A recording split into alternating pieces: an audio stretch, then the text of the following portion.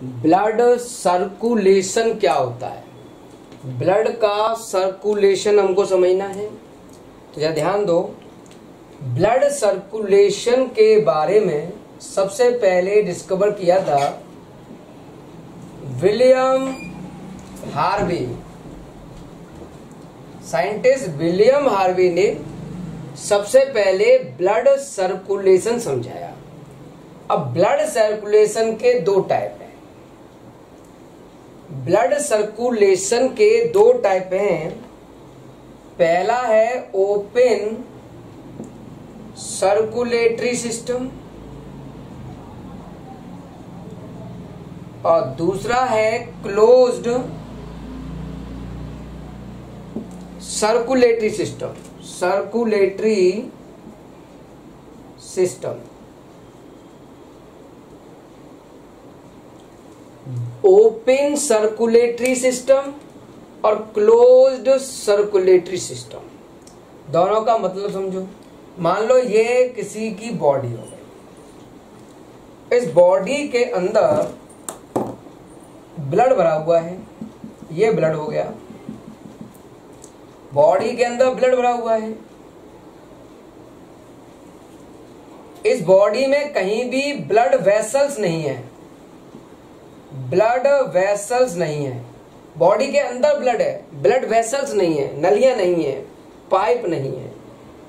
तो ऐसे सिस्टम को बोलते हैं ओपन सर्कुलेटरी सिस्टम। इसमें आता है लीच, प्रॉन, लीच है, प्रॉन है, सभी प्रकार के इंसेक्ट, हाउस फ्लाई, मॉस्किटो और स्पाइडर, ये सब ओपन सर्कुलेटरी सिस्टम में आएंगे। और दूसरा है क्लोज्ड सर्कुलेटरी सिस्टम।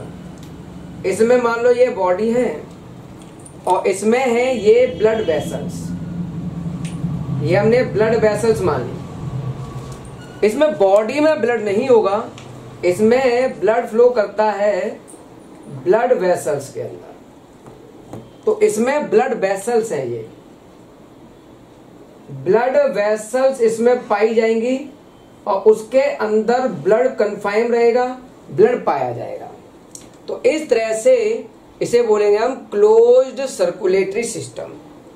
बड़े एनिमल जैसे ह्यूमन है, टाइगर है, डॉग है ना, बड़े जितने भी एनिमल हैं वो सब क्लोज्ड सर्कुलेटरी सिस्टम की कैटेगरी में रखे जाते हैं। ओके, अब हम बात करते हैं ब्लड वेसल्स के टाइप। ब्लड वेसल्स के दो टाइप हैं। पहला है आर्टरी और दूसरा होता है वेन, और एक कैपिलरी भी होती है, कैपिलरी। अभी मैं दो की बात कर रहा हूं, आर्टरी और वेन। दोनों में क्या डिफरेंस है वो हमको समझना है। तो पहला पॉइंट समझो, मान लो ये ह्यूमन हार्ट बनाया रफली, ये हो गया ह्यूमन हार्ट, और यहां से निकली पाइप ब्लड वेसल्स, इसको हमने नाम दिया आर्टरी। इसका काम है हार्ट में जो ब्लड है प्योर, उसको बॉडी में भेजना। तो आर्टरी का काम हुआ ब्लड को, प्योर ब्लड को, प्योर ब्लड मतलब oxygen rich blood, oxygen rich blood को हार्ट से बॉडी में भेजता है आर्टरी। आर्टरी का काम है हार्ट से प्योर ब्लड को बॉडी के अंदर भेजना। जबकि जो वेन है, वेन के बारे में बाद में बात करते हैं, पहले चलो आर्टरी समझाते हैं। तो प्योर ब्लड को हार्ट से बॉडी में भेजता है। लेकिन पल्मोनरी आर्टरी, एक आर्टरी का नाम लिख रहा हूं, पल्मोनरी आर्टरी, ये डीऑक्सीजनेटेड ब्लड सप्लाई करता है। सभी आर्टरी प्योर ब्लड सप्लाई करती है, जबकि pulmonary artery deoxygenated blood supply करती है। एक आर्टरी का नाम है अयोर्टा, ये सबसे लार्जेस्ट, सबसे बड़ी आर्टरी होती है। तो सबसे बड़ी आर्टरी का नाम है अयोर्टा। अब हम बात करते हैं आर्टरी के बारे में कुछ और पॉइंट। अभी वेन छोड़ दो, आर्टरी की बात करते हैं। आर्टरी की जो बॉल होती है वो कुछ ऐसे हो गई। ये आर्टरी हो गई, इसकी बॉल काफी थिक होती है। तो ये हमने इसकी बॉल थिक कर दी। तो बीच का जो गैप है ये वाला, जब आर्टरी की बॉल थिक होगी तो ये गैप कम हो जाएगा, ठीक है। तो आर्टरी की जो बॉल है वो काफी थिक होती है, थिक बॉल, और इसको बोलते हैं लूमन। ये बहुत ही स्मॉल साइज का होगा। अब यहां से हार्ट तो पंपिंग कर रहा है, तो यहां हुआ high blood pressure, high blood pressure, pressure बहुत ज्यादा होगा ब्लड पर, और वो यहां से पास होगा तो प्रेशर और ज्यादा बढ़ जाएगा, क्योंकि ट्यूब अंदर से छोटी है, डायमीटर उसका कम है। तो यहां आर्टरी में ब्लड का फ्लो हाई प्रेशर पर होता है। ब्लड यहां फ्लो करता है हाई प्रेशर पर, ब्लड का फ्लो हाई प्रेशर पर होता है। ओके, इतना समझ में आ रहा है। अब लास्ट पॉइंट अब मैं यहां लिख देता हूं, इतना क्लियर हो रहा है, समझ में आ रहा है। आर्टरी में, जैसे ये आर्टरी है तो ये इस तरह से होगा, सीधा ब्लड आएगा और निकल जाएगा इस तरह से। तो यहां ब्लड का जो फ्लो है वो पंपिंग की वजह से हो रहा है। हार्ट पंपिंग का काम कर रहा है, हार्ट मशीन की तरह काम कर रहा है, और ब्लड को उसने फेंक दिया और ये इस तरह से निकल गया। तो यहां आर्टरी में बॉल्व नहीं होते, बॉल्व एब्सेंट होते हैं। यहां मैं बताऊंगा बॉल्व का क्या काम है और वो कहां प्रेजेंट होंगे। आर्टरी में बॉल्व नहीं होते क्योंकि यहां हार्ट एक मशीन की तरह काम कर रहा है, तो यहां बॉल्व की जरूरत नहीं होती है। अब बात आती है वेन के बारे में। वेन क्या है, वेन कैसे वर्क करती है, वो हमें थोड़ा आइडिया लेना होगा। अब बात करते हैं वेन का। ये क्या है, ये हो गया हार्ट, ये हो गया हार्ट, और ये इस तरह से हमने पाइपलाइन बना दिया वेन। तो वेन बॉडी से ब्लड लेके आएगी हार्ट में, बॉडी से ब्लड को पकड़ के लाएगी हार्ट के अंदर। तो वेन एक ऐसी ब्लड वेसल है जो बॉडी से इम्प्योर ब्लड, इम्प्योर ब्लड का मतलब डीऑक्सीजनेटेड ब्लड, मतलब जिसमें ऑक्सीजन कम हो, ऐसे ब्लड को पकड़कर बॉडी से हार्ट की तरफ लाता है वेन। ये इसका काम है, पहला काम हो गया। दूसरी हम बात करें, ये इस तरह से इसकी बॉल हो गई, ये हमने वेन मानी। अब ध्यान से समझना, इसकी जो बॉल है वो काफी थिन होती है, थिन बॉल, बॉल काफी थिन होगी इसकी। जब बॉल काफी थिन है इसकी, तो ये वाला हिस्सा कहलाएगा लूमन, जो काफी बड़ा होगा, लूमन लार्ज। लूमन लार्ज होगा और बॉल काफी पतली होगी।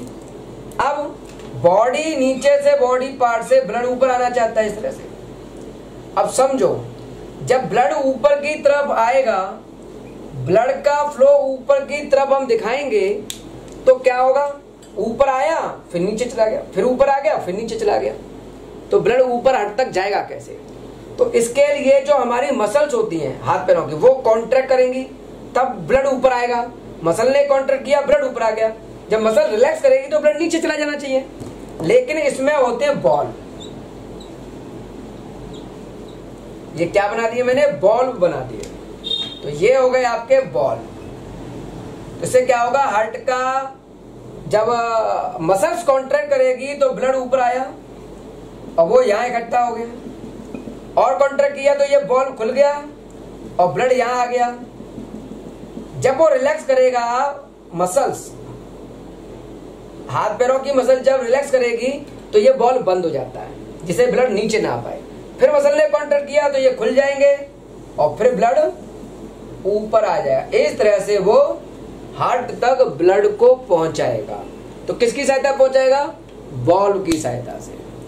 बॉल्व क्या होते हैं? बॉल्व क्या होते हैं? बॉल्व जो होते हैं उसका काम है ब्लड का फ्लो कराना। ब्लड का फ्लो होता है यूनिडायरेक्शनल, एक डायरेक्शन में ब्लड का फ्लो होगा और ब्लड जो है वो बॉडी से हार्ट की तरफ फ्लो करता रहेगा। ये समझ में आ रहा है हमें? यहां इस जगह पर क्योंकि मशीन नहीं लगी है तो लो प्रेशर, वेन में ब्लड का प्रेशर बहुत ही लो होता है। धीरे धीरे ऊपर जाएगा तो ब्लड का ज्यादा, भाई गैप ज्यादा है ये लूमेन का, ये गैप ज्यादा है तो धीरे धीरे फ्लो करेगा। मशीन तो लग नहीं रही है कोई, तो यहाँ ब्लड का फ्लो बहुत ही लो प्रेशर की वजह से होता है। तो ये था आपका वेन कैसे काम करते हैं। अब बात आती है कैपिलरी। कैपिलरी बहुत ही पतली वेन्स होती हैं, बहुत ही पतली आर्टरी होती हैं। जैसे ये आर्टरी आ रही थी, मान लो ये आर्टरी है या वेन है। अब आगे बॉडी के जब हम जैसे यहां तक आई, अब ऐसा लगता कि इन उंगलियों में ब्लड वेसल्स कैसे जाएगा, ब्लड कैसे फ्लो होगा, तो वहां से बहुत ही पतली पतली फाइन लाइनिंग टाइप की नसें बन जाती हैं। इसमें ब्लड फ्लो होगा छोटे पार्टों में जाने के लिए। इनको हम नाम देते हैं कैपिलरी, ब्लड कैपिलरी। तो ये आर्टरी वेन के आगे के ही पार्ट होते हैं जो बहुत ही पतले हो जाते हैं, उनको कैपिलरी नाम दे देते हैं। बॉडी के अंदर दो तरह के फ्लूइड होते हैं, एक होता है ब्लड और एक होता है लिम्फ। ब्लड और लिम्फ, इनको डिटेल में पढ़ना है। सबसे पहले हम बात करेंगे ब्लड के पार्ट। ब्लड के पार्ट होते हैं जिसमें पहला है ब्लड प्लाज्मा, ब्लड प्लाज्मा, और दूसरा होता है ब्लड सेल। ब्लड सेल के फिर टाइप होते हैं आरबीसी, डब्ल्यूबीसी और platelets. Platelets, RBC red blood cell, WBC white blood cell और प्लेटिलेट्स। तो ये हमारे पास बॉडी फ्लूइड और उसके अंदर पाए जाने वाली सेल्स हैं। तो एक एक करके इनको पढ़ना है और फिर पढ़ेंगे ब्लड और लिम्फ का डिफरेंस। तो सबसे पहले हम बात करते हैं ब्लड के अंदर ब्लड प्लाज्मा की। सबसे पहले हम बात करेंगे ब्लड प्लाज्मा। हम बात कर रहे हैं यहां ब्लड प्लाज्मा। पहला टॉपिक है ब्लड प्लाज्मा। देखो, आप किसी व्यक्ति का ब्लड निकाल लो और ब्लड निकाल के उसे एक टेस्ट ट्यूब में ले लो। टेस्ट ट्यूब में ब्लड ले लिया आपने, उसके बाद एक गोल गोल मशीन आती है, सेंट्रीफ्यूगल मशीन होती है, उसमें टेस्ट ट्यूब को लगा के घुमा देते हैं। तो उससे क्या होता है कि जो हैवी आरबीसी डब्ल्यूबीसी होती हैं, सेल्स होती हैं, वो तो यहाँ इकट्ठी हो जाएंगी और जो पतला लिक्विड होगा, डाइल्यूट लिक्विड, वाटर जैसा, वो ऊपर रहेगा, जिसको हम बोलेंगे ब्लड प्लाज्मा। पहला पॉइंट तो ये ध्यान रखना है, ब्लड प्लाज्मा में वाटर की अमाउंट बहुत ज्यादा होती है। वाटर मैक्सिमम अमाउंट 90 to 93% होगा। इसके अलावा इसमें मिनरल्स, विटामिन्स और प्रोटीन्स होते हैं। अब हमारा यहां टॉपिक है प्रोटीन्स। प्रोटीन होती है 7 से 8%। अब क्वेश्चन आता है कौन कौन सी प्रोटीन्स होती हैं ब्लड के अंदर, कौन कौन सी प्रोटीन होती है। तो प्रोटीन के नाम है albumin protein, globulin protein, prothrombin protein, albumin protein, globulin protein, prothrombin protein, fibrinogen protein, fibrinogen और immunoglobulin, immunoglobulin protein. Albumin protein है, ग्लोबुलिन प्रोटीन है, प्रोथ्रोम्बिन प्रोटीन है, फिब्रिनोजन प्रोटीन है, इम्यूनोग्लोबिन प्रोटीन है। ये कुछ प्रोटीन ब्लड के अंदर पाई जाते हैं। तो ये हो गया ब्लड प्लाज्मा। अब हम बात करते हैं ब्लड सेल में आरबीसी। ब्लड के अंदर पहली सेल का नाम है आरबीसी। आरबीसी को और क्या कह सकते हैं? रेड ब्लड सेल, और इसका एक और नाम है इरेथ्रोसाइट। क्या नाम है? Erythrocyte, ERY, erythrocyte, ERTHROCYT, erythrocyte भी बोलते हैं इसको। अब इसके बारे में समझो। आरबीसी स्पेरिकल शेप की होगी, स्पेरिकल शेप की होती है आरबीसी। इसके अंदर शुरुआत में एक न्यूक्लियस पाया जाता है। जब ये बनती है उस समय इसमें न्यूक्लियस होता है बनते टाइम में, लेकिन कुछ समय बाद ये न्यूक्लियस इसमें से गायब हो जाता है, एब्सेंट हो जाता है। इसके अंदर पाया जाता है हीमोग्लोबिन लिक्विड, हीमोग्लोबिन पाया जाता है। क्या पाया जाता है? Haemoglobin, haemoglobin. इसी हीमोग्लोबिन की वजह से ब्लड का कलर रेड होता है।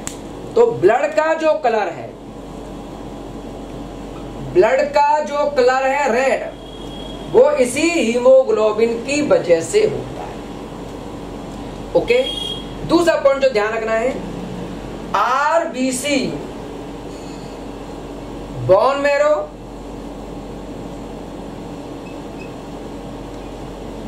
बोन मैरो, हड्डियां जो होती हैं उनको बोन मैरो कहते हैं। हड्डियों के अंदर का खोखला पार्ट बोन मैरो होता है। लीवर, बोन मैरो में, लीवर में, इनके अंदर शुरुआत में आरबीसी बनती है। ओके, तो आरबीसी का जो फॉर्मेशन है वो बोन मैरो, लीवर, इनके अंदर होगा। आरबीसी का लाइफ स्पेन, मतलब कितने टाइम तक ये रहेगी जीवित, 120 डे है बड़े एनिमल्स में, ह्यूमन है, डॉग है, एलिफेंट है, उनमें, और 100 डे माना गया है फ्रॉग के अंदर। तो फ्रॉग के अंदर 100 डे, बाकी सारे एनिमल्स में आरबीसी 120 डे जीवित रहती है। मान लो आरबीसी खत्म हो गई, आरबीसी डेड हो गई, तो आरबीसी की जब डेथ हो जाएगी तो उसके डिके प्रोडक्ट, आरबीसी के डिके प्रोडक्ट कहलाते हैं बाइल पिगमेंट, पहले बताया था मैंने, और ये स्प्लीन में इकट्ठे हो जाते हैं। कहाँ इकट्ठे हो जाते हैं? स्प्लीन में, या फिर फीकल मैटर के साथ, फीकल मैटर के साथ बाहर निकाल दिए जाते हैं। तो आरबीसी के डेड प्रोडक्ट को, डिके प्रोडक्ट को हम बाइल पिगमेंट कहते हैं, जो स्प्लीन में इकट्ठे हो जाते हैं या फीकल मैटर के द्वारा बाहर निकाल दिए जाते हैं। ओके, यहां तक क्लियर हो रहा है? अब एक छोटा सा पॉइंट मैंने बताया था, हीमोग्लोबिन अपने से जोड़ लेता है 4 ऑक्सीजन को। एक हीमोग्लोबिन के साथ कम से कम 4 ऑक्सीजन जुड़ जाती है। 4 ऑक्सीजन को एक हीमोग्लोबिन जोड़ता है, और यहां से हीमोग्लोबिन की सहायता से ही ऑक्सीजन का और थोड़ा बहुत CO2 का ट्रांसपोर्ट होता है। ब्लड में ऑक्सीजन का और थोड़ा बहुत CO2 का ट्रांसपोर्ट हीमोग्लोबिन के द्वारा होता है। ऐसा मैंने रेस्पिरेशन के टाइम में पढ़ाया था। आरबीसी के और पॉइंट समझते हैं। मान लो ये है हमारा ब्लड वेसल्स, ये ब्लड वेसल है, और ब्लड वेसल के अंदर ब्लड फ्लो कर रहा है, ब्लड पाया जाता है और ये फ्लो कर रहा है ब्लड। तो ब्लड वेसल के अंदर ब्लड जमता नहीं है, क्लॉट नहीं करता है। ऐसा क्यों? क्योंकि ब्लड के अंदर पाया जाता है एक केमिकल हेपेरिन, और ये होता है बहुत ही अच्छा एंटीकोगुलेंट, एक तरह का एंटीकोगुलेंट है। ये ब्लड को जमने से रोकेगा, ब्लड वेसल्स के अंदर ब्लड पतला बना रहेगा, ब्लड का फ्लो बना रहे, तो ब्लड के क्लॉट नहीं बनने देगा। कौन? हेपेरिन। लेकिन जब ब्लड बॉडी से बाहर आ जाता है, बॉडी से बाहर हेपेरिन इनएक्टिव हो जाता है और ब्लड जम जाता है। अगर हम चाहें कि बॉडी से बाहर आके भी ब्लड नहीं जमे, तो ब्लड बैंक वाले लोग ब्लड के अंदर मिक्स कर देते हैं आर्टिफिशियल एंटीकोगुलेंट। आर्टिफिशियल एंटीकोगुलेंट जैसे ऑक्जिलेट है, ईडीटीए है, ये कुछ केमिकल हैं, इनको मिक्स कर देते हैं जिससे कि ब्लड पतला बना रहेगा, जमेगा नहीं, क्लॉट नहीं बनेंगे। जबकि हमारे अंदर ब्लड वेसल्स के अंदर नेचुरल फॉर्म में हेपेरिन पाया जाता है जो ब्लड क्लॉटिंग से हमें बचाता है। हमारे ब्लड में ब्लड क्लॉटिंग नहीं हो, उसे बचाता है। एक और पॉइंट ध्यान रखना है, अगर आरबीसी में पाए जाने वाला हीमोग्लोबिन, इसका अमाउंट होता है 14 ग्राम, नॉर्मल व्यक्ति में 14 ग्राम होता है, नॉर्मल व्यक्ति में 14 ग्राम होता है। इसकी मात्रा 14 ग्राम हमने मान ली, अच्छी बात है। अगर किसी वजह से हीमोग्लोबिन की मात्रा, हीमोग्लोबिन का अमाउंट कम हो गया, हीमोग्लोबिन की मात्रा अगर कम हो जाती है ब्लड के अंदर, तो सीधी बात है oxygen carrying capacity, oxygen carrying capacity भी डिक्रीज हो जाएगी। ऑक्सीजन कैरिंग कैपेसिटी भी डिक्रीज हो जाएगी और बॉडी को ऑक्सीजन नहीं मिलेगी। जब भाई हीमोग्लोबिन कम है तो ऑक्सीजन की सप्लाई प्रॉपर नहीं होगी, जिसकी वजह से व्यक्ति में क्या सिम्टम्स आएंगे वो बता रहा हूं। पहला तो फील वीकनेस, उसमें वीकनेस आ जाएगी। पेल येलो कलर, बॉडी का स्किन का कलर पेल येलो हो जाएगा, पीला हो जाएगा, जिसको हम जॉन्डिस कहते हैं। और दूसरी बात, वाइग्रस, वाइग्रस एक्सरसाइज वो नहीं कर पाएगा। दौड़ भाग, उठक बैठक, हैवी बॉडी जो बॉडी बनाते हैं, एक्सरसाइज करते हैं, वो सब वो नहीं कर पाएगा, चक्कर आना शुरू हो जाएंगे इसे। तो इस तरह की बीमारी को हम बोलते हैं एनीमिया। तो हमारे पास एक बीमारी हो गई एनीमिया। एनीमिया का मतलब ब्लड में आरबीसी या फिर हीमोग्लोबिन की कमी, deficiency of RBC of haemoglobin को हम एनीमिया कहेंगे। उसका मतलब हीमोग्लोबिन की मात्रा कम है। तो कुछ मेडिसिन आती हैं जो उसके अंदर आयरन मिला होता है। आयरन जो होता है वो मेडिसिन के अंदर द्वारा ले लो आप, पत्ता गोभी है, ठीक है, और पालक है, इनके अंदर रिच होता है ये, तो उसे खाते हैं तो ब्लड थोड़ा बढ़ जाता है, तो हीमोग्लोबिन की संख्या बढ़ाई जा सकती है। बहुत से डॉक्टर कहते हैं दवाई भी लो, ये सारी चीजें खाओ और ताजी हवा लो। तो ये हिल स्टेशन या इस तरह के जहाँ मौसम अच्छा हो, पॉल्यूशन कम हो, वहां चले जाए व्यक्ति, तो वहां हीमोग्लोबिन की मात्रा बढ़ जाती है। तो ये है हीमोग्लोबिन और आरबीसी का मतलब। अब पढ़ेंगे सेकंड सेल डब्ल्यूबीसी। अब हम बात करते हैं डब्ल्यूबीसी ल्यूकोसाइट की। डब्ल्यूबीसी ल्यूकोसाइट की हम बात करें तो पहला पॉइंट, डब्ल्यूबीसी कुछ अमीबा के शेप की होती है, अमीबॉइड शेप, मतलब अमीबा की शेप की। इसके अंदर न्यूक्लियस होता है और वो भी लॉब्ड, एक से ज्यादा लॉब वाला न्यूक्लियस पाया जाता है। लॉब्ड न्यूक्लियस होता है इसके अंदर, ए से ज्यादा न्यूक्लियस हो सकते हैं।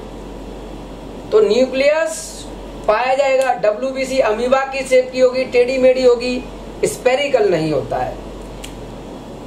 WBC जो होता है उनमें से कुछ WBC फैगोसाइट नेचर के होते हैं। फैगोसाइट नेचर के होते हैं जिनका काम होता है बैक्टीरिया वगैरह को किल करना, उसको खा जाना। हम वर्ड यूज करते हैं engulf, in gulf of bacteria. ये बैक्टीरिया वगैरह को खा जाते हैं। कौन? WBC। ओके, अब WBC के हम दो टाइप पढ़ रहे हैं। पहला है अग्रेनुलोसाइट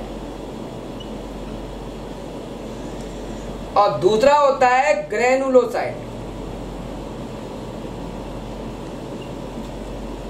इसमें ये आपका WBC, इसमें ग्रेन्यूल पाए जाते हैं, ग्रेन्यूल्स। और इस वाले के अंदर ग्रेन्यूल्स नहीं होते। यहां ग्रेन्यूल्स नहीं होते, एब्सेंट होते हैं। यहां ग्रेन्यूल पाए जाते हैं।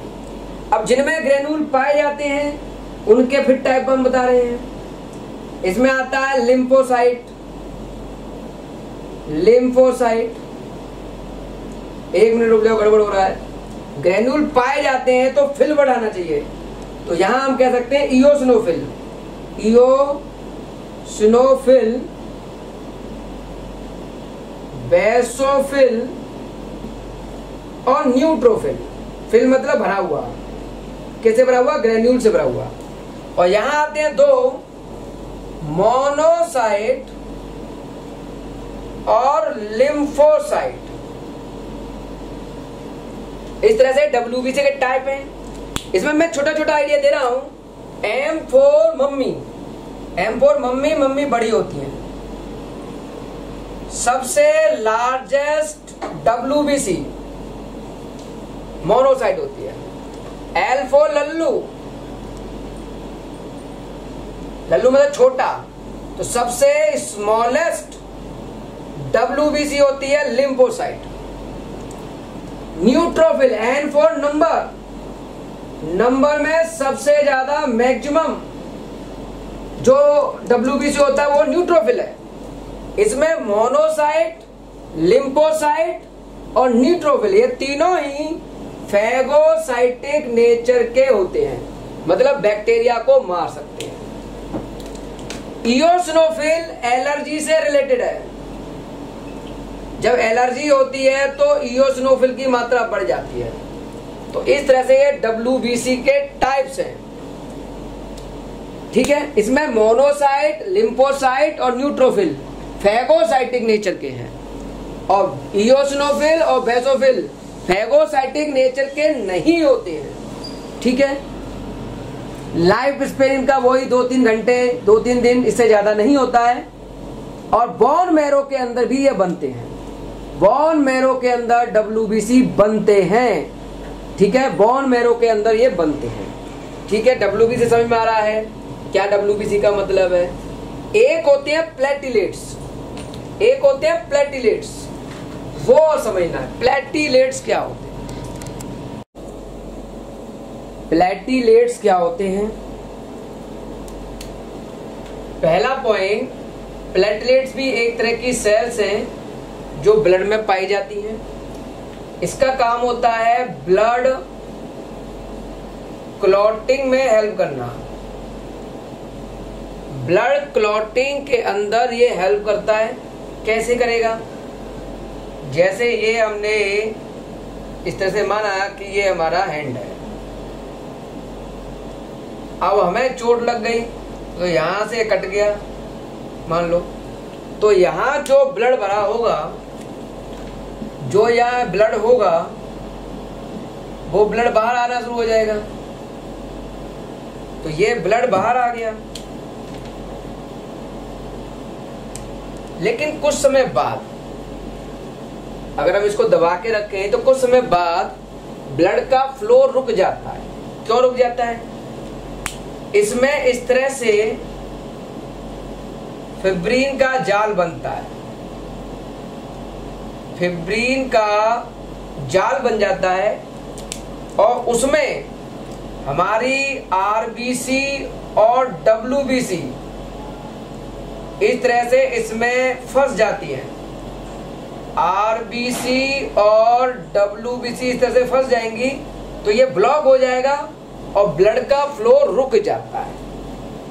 अब ये क्लॉट, फिब्रिन का जाल कौन बनाएगा? प्लेटिलेट से सीक्रेट होता है थ्रोम्बोप्लास्टिन नाम का केमिकल। ये कैल्शियम आयन के साथ बाइंड होता है। थ्रोम्बोप्लास्टिन केमिकल प्लेटलेट से सीक्रेट हुआ और ये कैल्शियम आयन के साथ बाइंड होता है और ब्लड में सॉल्युबल